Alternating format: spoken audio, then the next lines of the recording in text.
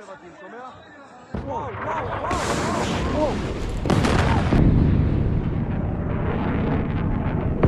now we have incoming Iranian ballistic missile fire toward Tel Aviv.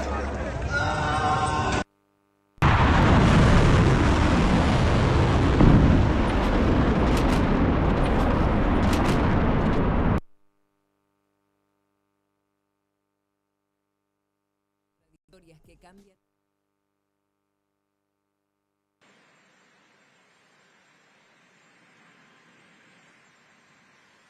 Bueno, allí está, parte de estas imágenes, lógicamente, que están reflejando en qué momento se está de este conflicto bélico. Leticia, Nuria, obviamente el estrecho de Hormuz sigue generando polémica, sí. Un estrecho que continúa cerrado, reiteramos, por donde pasa un poquito más del 20% del petróleo del mundo, Nuria, nada más y nada menos, ¿no? Nada más y nada menos el petróleo, pero también el gas. Digo, sí, estamos claro. hablando de toda una situación energética importante. Estos 10 días de tregua que dio Donald Trump, extendiendo, ¿no?, los horarios, las fechas que había dado, a 10 días que no haya bombardeo justamente en estas zonas energéticas en Irán, mientras dicen se mantienen estas negociaciones, sí. ¿no? Irán lo niega, pero bueno, todavía tampoco está muy claro con quiénes están dando estas negociaciones. Claramente con los ayatolás las primeras líneas del régimen no es, ¿no? No, eso sin duda. Bueno, iba a haber un alto el fuego, según anunciado en su momento por el propio presidente de los Estados Unidos. Esto por lo menos no se concretó en ningún momento, ¿no? No, de hecho la noticia en las últimas horas tuvo que ver con, al menos lo que sostiene hasta ahora Irán, de un ataque que habría hecho tanto Estados Unidos con Israel, sí. a centrales nucleares, ¿no? De hecho, correcto. Bueno, concretamente a un reactor de agua pesada y también a una planta de procesamiento de uranio, ¿no? Así que en ese contexto, de hecho decías, no hay mucha claridad sobre varias cosas, sí. ¿no? Porque Donald Trump dice una cosa, pero desde Irán salieron a negarla, así que un poco en ese contexto estamos. Bueno, ya conectados con nuestro primer invitado, esta es su ficha. A ver, en menos de un minuto estamos dialogando con Paulo Botta. Algunos detalles de Paulo. Bueno, rápidamente, especialista en política de Medio Oriente, licenciado en Relaciones Internacionales, doctor y diploma de estudios avanzados por la Universidad Complutense de Madrid, autor de artículos en revistas y publicaciones especializadas sobre política de Eurasia y Oriente Medio. Paulo, un placer como siempre. Bienvenido. Hola, ¿cómo estás? Muchas gracias por llamar. Al contrario, un placer. Bueno, ¿en qué momento se está justamente de este conflicto bélico, Paulo? Yo diría que estamos en un momento donde resulta claro que vamos a tener de parte de los tres actores fundamentalmente implicados, Estados Unidos, Israel e Irán, en primer lugar un fracaso político, porque ninguno ha conseguido absolutamente lo que quería. Claro. En segundo lugar, la imposibilidad de presentar cualquier tipo de victoria militar. Tampoco ninguno en términos militares ha logrado absolutamente todo lo que quería. Y por lo tanto creo que se está abriendo la puerta para que haya lo que yo llamaría declaraciones unilaterales de victoria. Cada uno va a decir que ganó. Entonces, en esta situación donde nadie consiguió lo que quería políticamente, sí. Nadie puede demostrar claramente que venció en términos militares y vamos a tener por una necesidad a veces de política doméstica, es decir, que cada uno que ha vencido, si no encontramos una solución de fondo, lamentablemente vamos a decir que estamos simplemente ante una especie de capítulo que posiblemente y lamentablemente se pueda repetir si no encontramos, como decía, una solución de fondo. Interesante. Paulo, pensaba en esto que decías, que es un fracaso de alguna manera para los tres, pero en el caso de Irán, que se hablaba mucho de esto que buscaba sobrevivir, ¿no lo han logrado en algún punto más allá del asesinato de la cúpula militar, incluso del líder supremo, y el hecho de que Donald Trump diga que están negociando, ¿no? O sea, claramente están negociando con el régimen actual. Sí, en este sentido su supervivencia es, yo diría, el gran objetivo que ha conseguido, pero de la misma manera vamos a ver una infraestructura civil bastante afectada, vamos a ver sobre todo a mediano plazo un crecimiento de la animadversión con respecto a los países árabes del Golfo, que históricamente fueron muy importantes. Pensemos lo que ha sido para su comercio, que ha sufrido mucho por las sanciones internacionales, para lo que han sido los mediadores tradicionales en la región, y también para su imagen internacional, ¿no? Porque todo lo que han invertido durante décadas, sobre todo esta llamada eje de la resistencia, está siendo diezmado en términos militares. Por lo tanto, tiene menos amigos, tiene pocos de estos aliados de Eje de la Resistencia que puedan demostrar que realmente están haciendo lo que ellos querían que hicieran, y en este sentido es una supervivencia, pero una supervivencia con sabor amargo, porque tal vez es lo único que queda con una república islámica, yo diría, en la cáscara, pero que ha cambiado mucho en su esencia en estas últimas semanas. Paulo, ¿y cómo crees una reconfiguración justamente de Medio Oriente? Digo, por parte de esto que vos decías, ¿no? De este Irán que no está logrando sus objetivos, que está empezando a quedar un poco más aislado, pero también el resto de los países del Golfo también tiene que reconstruirse, ¿no? No solamente las bases militares norteamericanas, sino en algunos casos aeropuertos, puertos comerciales. Los países árabes del Golfo se han llevado la peor parte en este conflicto. Primero porque una y otra vez, absolutamente todos, dijeron que no querían el conflicto e intentaron mediar, tanto sea, vamos a decir, Emiratos, que llevó cartas, Omán, donde se estaban realizando los últimos procesos de negociación, Qatar, donde se estaban realizando las negociaciones anteriores el año pasado, pero absolutamente ninguno fue escuchado, ni por israelíes, ni por norteamericanos, ni por iraníes. Pero luego los iraníes han puesto absolutamente los ataques sobre estos países árabes. Los países árabes sin duda que van a, digamos, a reconstruirse rápidamente en términos económicos, en términos de infraestructura, pero que creo que hay dos elementos que van a quedar muy importantes en la región y por lo tanto marcar una especie de hito. En primer lugar, la idea de que vuelve a estar eso que es una idea histórica, pero que va a estar cada vez más fuerte, la separación entre árabes y persas. Esto es una idea que yo diría, nadie lo va a decir en voz alta, pero va a estar muy presente en toda la política regional. Y en segundo lugar, también una especie de recalibrar los vínculos de seguridad con Estados Unidos. Ha quedado bastante claro que tener acuerdos con Estados Unidos, permitir bases, comprar armamento no necesariamente lleva más seguridad a estos actores. Por lo tanto, creo que vamos a ver probablemente mejor y más interacción entre los países árabes del Golfo, que posiblemente dejen de lado los problemas que tienen entre ellos. Recordemos que hace pocos meses había habido tensiones muy importantes entre Emiratos Árabes y Arabia Saudita por la política en Yemen, por la política en Sudán de cada uno de ellos. Creo que entonces van a dejar un poco de lado esas diferencias, va a volver a enfatizarse esta diferencia entre árabes y persas, y también van a recalibrar sus esquemas de seguridad con los Estados Unidos de América. Todo eso va a tener un impacto mucho más allá de lo que puede ser, lo que puede costar, lo que puede durar la reconstrucción de la infraestructura afectada. Paulo, a un mes de este conflicto bélico, obviamente nadie tiene la bola de cristal para saber cuándo va a terminar. Pero te pregunto, si se extiende esta guerra allí en Medio Oriente, ¿va a dejar más perdedores que ganadores o al revés? ¿A quién le conviene más que se extienda este conflicto? Resulta claro que a Irán le conviene que el conflicto continúe. ¿Por qué? Porque está afectando a muchos actores. Inclusive, pensamos, no sé, nosotros tenemos un aumento de casi el 15% en los combustibles. Países como Chile ya ha reconocido el propio gobierno que va a haber un 0.5% menos de crecimiento, y eso afecta muchísimo a una administración entrante como es la administración de Kast. También el encarecimiento de las importaciones de petróleo que hace Chile, por supuesto, está afectando el aumento de los precios de los fertilizantes. Probablemente vaya a aumentar los costos de producción y puede afectar la seguridad alimentaria. Por lo tanto, a tu pregunta yo diría, Irán es el que tiene, no hay que salga totalmente indemne de su lado, ¿no? Porque probablemente está pagando costos muy importantes, sobre todo su población, pero sí que juega con el tiempo de su lado. Lamentablemente creo que si tomamos en cuenta lo que hasta ahora han hecho los decisores iraníes, que es, por supuesto, poner antes que cualquier cosa su propia supervivencia y incluso por encima del bienestar de su población, el tiempo no juega a favor de los que estamos en el resto del mundo, más allá de Irán, y por supuesto ni siquiera los propios ciudadanos iraníes. Paulo, pensaba un poco en esto que decías de que posiblemente se va a intensificar las diferencias entre árabes y persas, una tensión que estuvo sobre todo desde la Revolución Islámica, pero que mucho se decía antes del comienzo de la guerra, que los países del Golfo no querían una operación o una guerra justamente por el temor a desestabilizar la región más allá de la enemistad que podían llegar a tener con Irán. ¿Crees que esto cambió, sobre todo pensando en algunos análisis? Bueno, vos decías que se va a profundizar posiblemente más más la relación entre los países del Golfo. Pero digo, esto cambió sobre todo algunos análisis que sugerían si desde Arabia Saudita, por ejemplo, apoyarían la continuidad de la guerra si esto significaba un cambio de régimen en Irán. Lo que pasa es que sí, lo que pasa es que la mayoría de los países árabes, estos 6 países árabes, se encuentran en una situación muy incómoda. En primer lugar, no querían la guerra. En segundo lugar, como decía, militarmente han sido muy afectados porque la mayoría de los ataques iraníes han ido contra estos estados.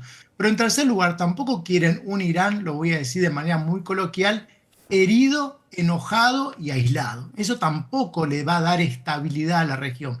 Por eso lo que están diciendo en Emiratos Árabes hay voces que dicen, mire, lo que queremos no es solamente un cese de fuego, lo que queremos es una solución de fondo a los problemas que ha generado no solamente el programa nuclear iraní, que es una parte del problema, importante, pero una parte, sino lo que estamos viendo, ¿no? Su capacidad misilística, su influencia y su financiamiento a grupos insurgentes y grupos terroristas. Lo que se necesita es una solución comprensiva, no solamente un alto de fuego, porque resulta que, como les decía, si no se está en la peor situación estos países árabes. Decían que no a la guerra, querían mediar, nadie los escuchó, son los primeros que son afectados desde el punto de vista militar y ahora resulta que los contendientes dicen, bueno, un alto de fuego, pero un alto de fuego y en realidad sí una solución de fondo, eso no, realmente tiene sabor a poco o sabor a nada, diría yo. Paulo, ¿y este sabor a poco que decís vos, puede hacer que ellos se entren en esta guerra, que ya no estén solamente defendiéndose, sino que en algún momento puedan empezar a atacar? También teniendo en cuenta que quizás es un pedido que hace Estados Unidos justamente en estas posibles alianzas de cooperación que puedan llegar a hacer. Mire, el instrumento militar es eso, es un instrumento, sirve para el poder político. La pregunta yo diría es, ¿podrían entrar? Por supuesto, tienen capacidades para hacerlo, pero ¿cuál es el objetivo político de fondo? Porque si no sería una especie de estrategia a lo Trump, o como decía The Economist hace 2 semanas atrás, una guerra sin estrategia. Involucrarse militarmente sin tener en claro qué es lo que se quiere conseguir sería totalmente lesivo para los propios intereses. Yo creo que en este sentido resulta claro que los países árabes están diciendo, 1, queremos una solución de fondo. 2, nos reservamos el derecho a responder porque el derecho nos asiste y la defensa de nuestra soberanía realmente debe ser reconocida, debe ser respetada. No queremos un Estado regional que, como diría, que le haga bullying al resto de los estados. Pero tampoco queremos un Irán que, como le decía, enojado, con capacidades y que sobre todo por lo que estamos viendo siga teniendo esa posibilidad de cerrar, de ahorcar a uno de los puntos nodales del comercio internacional. Creo que, de nuevo, no es una cuestión solamente de golpear militarmente a Irán, sino de encontrar una solución. Y eso es bastante complicado hoy por hoy, porque como lo sosteníamos, digo sosteníamos porque todos los que más o menos seguimos a la región, había una especie de acuerdo común en que esta política de asesinatos selectivos, lo único que ha demostrado históricamente, esto sí que es un dato, no es una opinión, que los que están, digamos, tomando el lugar son cada vez personas que tienen menos disponibilidad a negociar, tienen posiciones más extremistas, ¿sí? Y por otra parte, son personas que cada vez forman parte más del ámbito estrictamente militar, organismos de seguridad, de inteligencia, los Pasdarán, la Guardia Revolucionaria, que tecnócratas o políticos. Con ese perfil, ¿sí? Es muy difícil pensar que Irán va hacia una especie de moderación como algunos de una manera bastante inocente pensaban en los primeros momentos del conflicto. Eso no se ha materializado. Por eso creo que los países árabes podrían, por supuesto, tienen las capacidades para hacerlo. Pero en realidad lo que está primando es, yo diría, la templanza, la prudencia y decir, bueno, aquí antes que nada se necesita una política, un plan, no solamente la disponibilidad de utilizar la herramienta militar. Paulo, como siempre, un placer. Gracias por estar en esta edición tan especial de Televisión Pública Noticias Internacional. Un abrazo. Por favor, muchas gracias. Seguimos en contacto. Igualmente, Paulo Bota, uno de nuestros invitados en esta edición. A ver, hablábamos de la guerra en Medio Oriente, así están las cosas en este conflicto bélico a un mes de la guerra. Informe especial.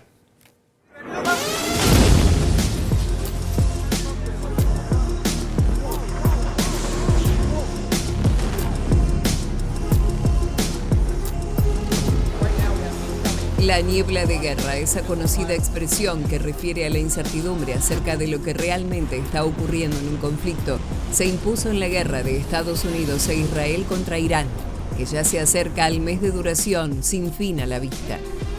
Las fuentes de ambos bandos suministran informaciones contradictorias que cambian a cada momento. El lunes 23, Donald Trump sorprendió al mundo revelando que Washington se encuentra, según aseguró, negociando con Irán un acuerdo para poner fin a la guerra, aunque no quiso revelar quién era el interlocutor iraní que no sería el actual líder supremo Mojtaba Khamenei. We have had very, very strong talks. We'll see where they lead. We have major points of agreement. I would say almost all points of agreement. Perhaps that hasn't been conveyed, but we've had very strong talks. Mr. Witkoff and Mr. Kushner had them. They went, I would say, perfectly. I would say that if they carry through with that, it'll end that problem, that conflict, and I think it'll end it very, very substantially. Steve Witkoff speaking with Mr. President. A top person, don't forget. We've wiped out the leadership phase 1, phase 2, and largely phase 3. But we're dealing with the man who I believe is the most respected and the leader. Se especuló con que los estadounidenses estaban en diálogo con Mohammad Ghalibaf, el presidente del Parlamento persa, aunque este veterano político negó ser parte de esas conversaciones. También negó que existan conversaciones la Guardia Revolucionaria iraní. حرف اول و آخر ما از همان روز نخست این بوده، هست و خواهد بود. کسی هم شما با کسی مثل شما کنار نخواهد آمد، نه حالا و نه هیچ وقت دیگری. و من نصر الا من عند الله العزیز الحکیم. Pero el canciller Abbas Araghchi reconoció que hay intercambios informales de mensajes y propuestas a través de terceros países. در حال حاضر سیاست ما ادامه مقاومت هست، ادامه دفاع از کشور هست. بنای مذاکره نداریم. تا الان هیچ مذاکره هم صورت نگرفت. و به نظرم که موضع ما کاملا اصولی و روشن. میخوام عرض بکنم این که گاهی پیام‌های تبادل بشه از طریق کشورهای دوست یا از طریق بعضی از افراد مختلف. این نه اسمش گفتگو هست، نه اسمش مذاکره. Egipto y Pakistán serían algunas de las naciones que trasladan esos mensajes entre estadounidenses e iraníes.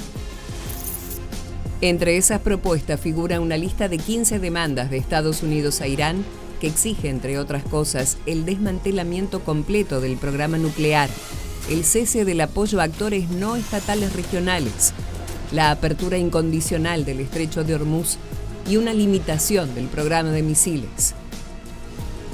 Las demandas de Teherán, por su parte, también son maximalistas: cese de los ataques de Israel y Estados Unidos, retiro total de Estados Unidos del Golfo y compensación por los daños de guerra. La secretaria de prensa de la Casa Blanca aseguró este miércoles que las conversaciones continúan y agregó que si Irán no cumple, Trump redoblará la ofensiva.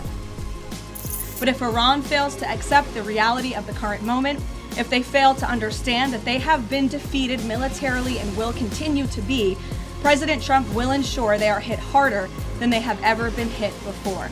President Trump does not bluff, and he is prepared to unleash hell. Iran should not miscalculate again. En línea con esta advertencia, Estados Unidos continúa enviando tropas hacia Medio Oriente que podrían participar de una invasión terrestre. A las 2 unidades de marines que están arribando a la región se suma, entre otras, la 82ª División Aerotransportada, una fuerza especializada en despliegue rápido en terreno enemigo. En total, unos 18.000 soldados que podrían intentar tomar la isla de Karg, la principal terminal petrolera de Irán, o las costas del estrecho de Hormuz. Operaciones de alto riesgo para Estados Unidos que podrían resultar en bajas que sumarán más costo político para Trump.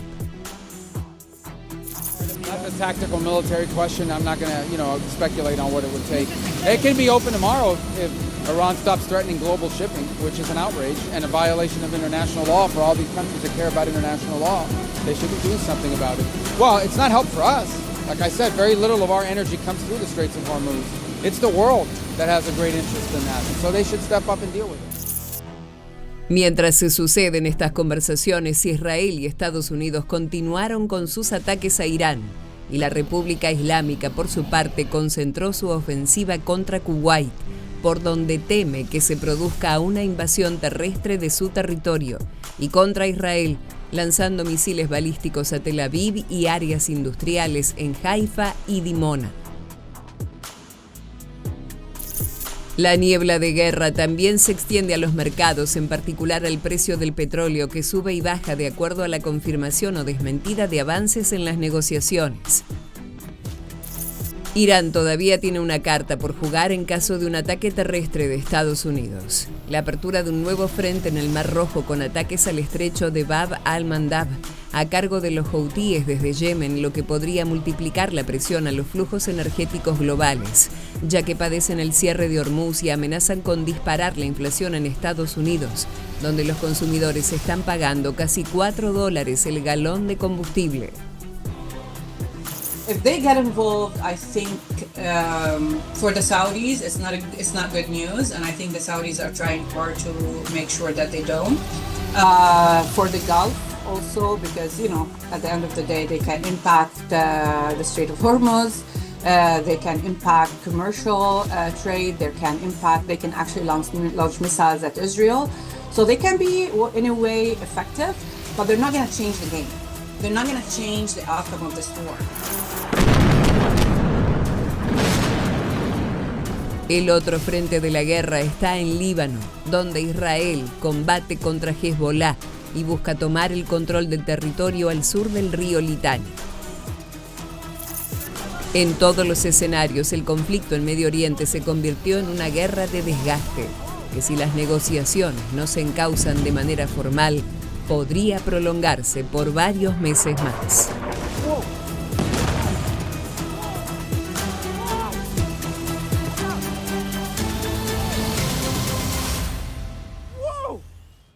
Vamos a continuar analizando esta guerra en Medio Oriente. Ya está nuestro segundo invitado. Esta es su ficha. A ver, en menos de un minuto estaremos hablando con Joel Spart, historiador, sociólogo y docente con doble nacionalidad argentino e israelí, especialista en historia conceptual e historia de la violencia política en el siglo XX, formado en la Universidad Hebrea de Jerusalén, reside en Israel desde el año 1990, analista político con participación en varios medios de comunicación. Joel, bienvenido, el placer de siempre. Hola, un gusto saludarlos desde aquí, desde Israel.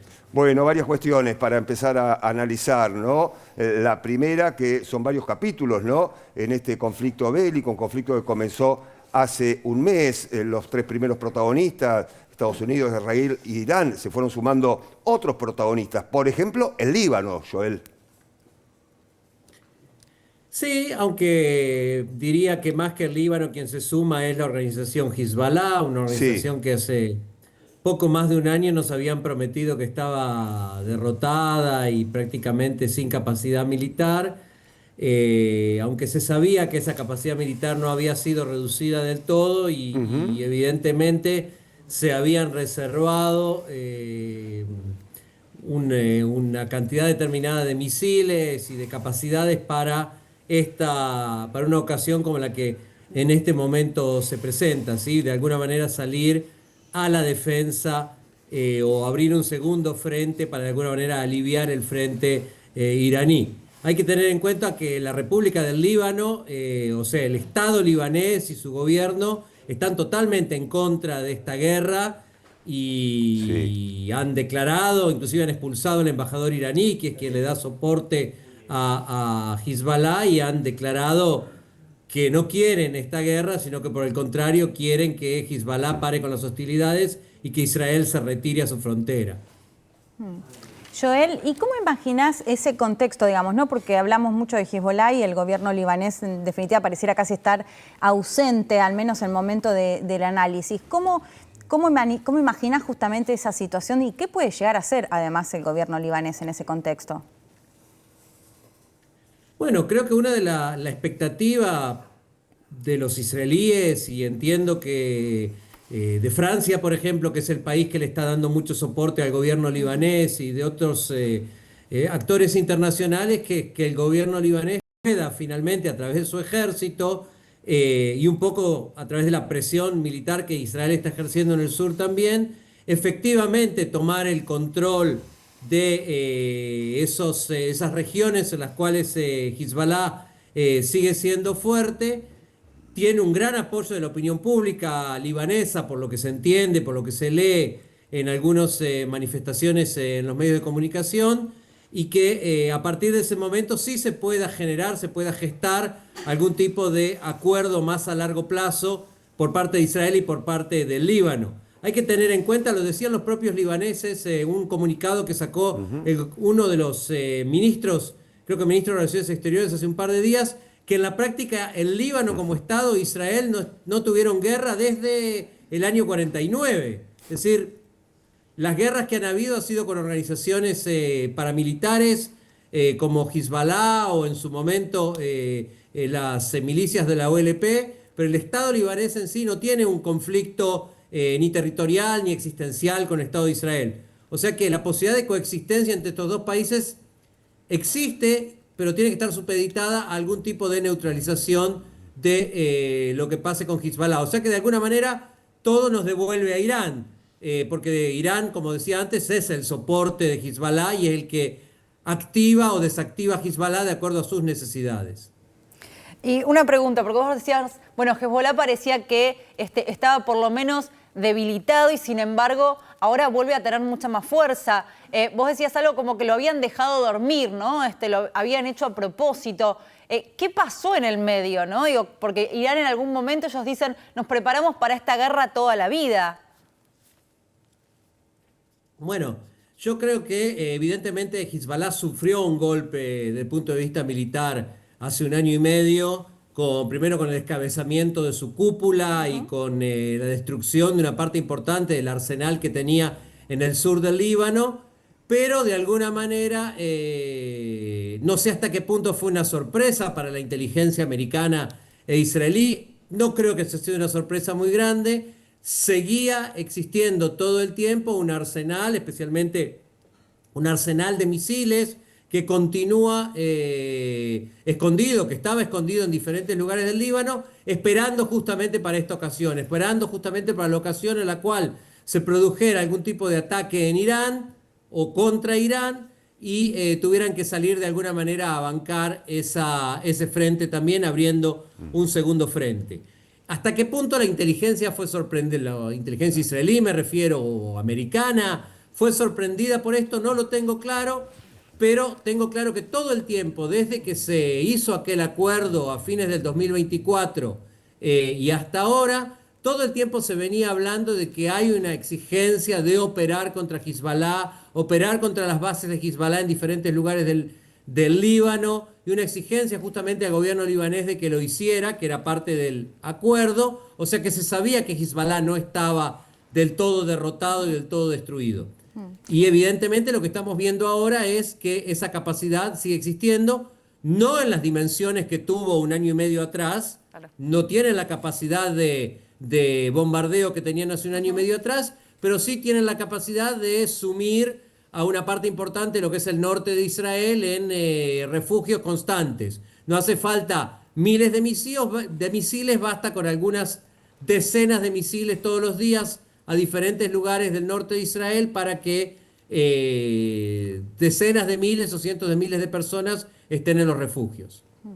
Joel, quería preguntarte justamente un poco por lo que estabas mencionando recién. ¿Cuál es la situación actual de los ataques, tanto en el norte de Israel, desde el Líbano, pero también qué pasa con los ataques desde Irán? Porque, como comentábamos antes, lo que anunció Donald Trump de este cese al fuego por unos días, o al menos en lo que tenía que ver con la infraestructura energética, pero en las últimas horas Irán sostuvo que Estados Unidos e Israel atacaron su programa nuclear, ¿no? Entonces quería saber cuál es la situación en Israel también con respecto a los ataques desde Irán.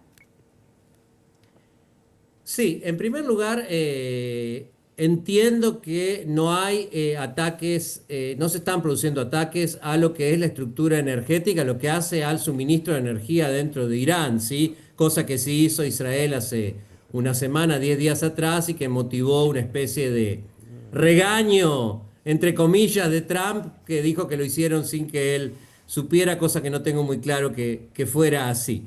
Respecto a lo que está pasando en Israel, sí, constantemente nosotros tenemos lo que se llama un goteo de misiles, goteo en el sentido de que se trata de pequeñas cantidades, ¿sí? No llegan los 300 misiles que vimos en el 2024 o en el 2025, sino que llegan en pequeñas cantidades, 1 misil, 2 misiles, 3 misiles, cada tantas horas a diferentes lugares del país. Por lo tanto, el daño que pueden producir es relativamente menor de lo que una andanada de misiles como vimos en el pasado. Esto puede tener que ver con que parte del programa misilístico iraní efectivamente fue dañado por el ataque conjunto israelí-americano, pero de todas maneras, a efectos prácticos de la población civil en Israel, igual tenemos que correr a los misiles. Israel está dividido en diferentes regiones, y a partir del momento en que sale un misil de Irán, inmediatamente la región que puede ser afectada por ese misil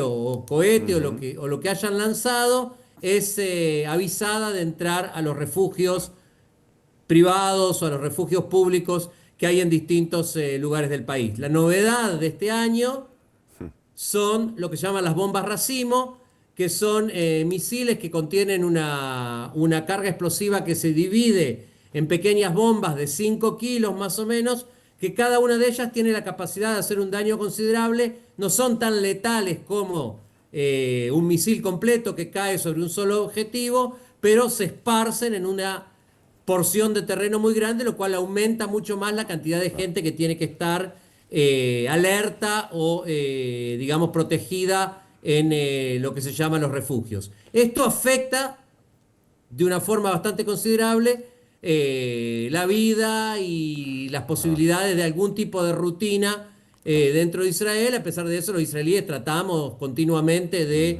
tratar de volver a la rutina lo más rápido que se pueda. Joel, muchas gracias por estos minutos. Un placer como siempre.